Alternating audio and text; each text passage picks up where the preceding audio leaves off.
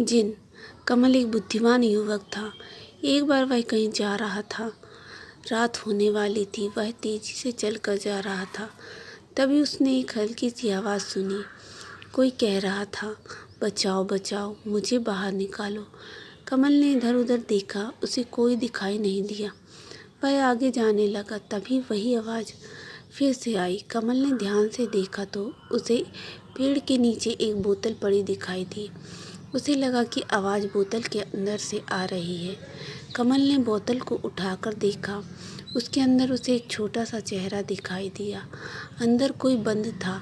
चिल्ला रहा था, बचाओ बचाओ, मुझे यहाँ से बाहर निकालो। कमल ने बोतल का ढक्कन खोल दिया। अचानक अंदर से ढेर सारा धुआं निकला और साथ ही वह व्यक्ति भी। बाहर निकलते ही उसका आकार बहुत बड़ा हो गया। उसने कमल से कहा, मैं एक जिन्न हूँ। एक दुष्ट जादूगर ने उसे इस बोतल में बंद कर दिया था। अब मैं आज़ाद हो गया हूँ। मुझे बहुत भूख लगी है। अब मैं तुम्हें खाऊंगा।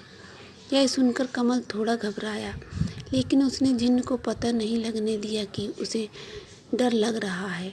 उसने जिन्न से कहा, तुम मुझे बेवकूफ़ नहीं बना सकते। ज़रा अपना आकार तो देखो और इस बोतल को देखो। तुम इतने बड़े होकर इस बोतल के अंदर भला कैसे आ सकते हो? तुम झूठ बोल रहे हो। यह सुनकर जिन्न को गुस्सा आ गया। वह बोला, जिन्न कभी झूठ नहीं बोलते। तुम्हें मेरी बात पर विश्वास है ना? ठीक है, मैं तुम्हें दिखाता हूँ कि मैं इस बोतल के अंदर जा सकता हूँ। ऐसा कहकर उसने अपना आकार छोटा किया और धुआं बनकर बोतल के अंदर चला गया। कमल तो यही चाहता था। उसने झट से बोतल का ढक्कन वापस लगा दिया। फिर कमल उस जिन से बोला, मैं जान गया हूँ कि जिन झूठ नहीं बोलते, लेकिन थोड़े बेवकूफ़ होते हैं।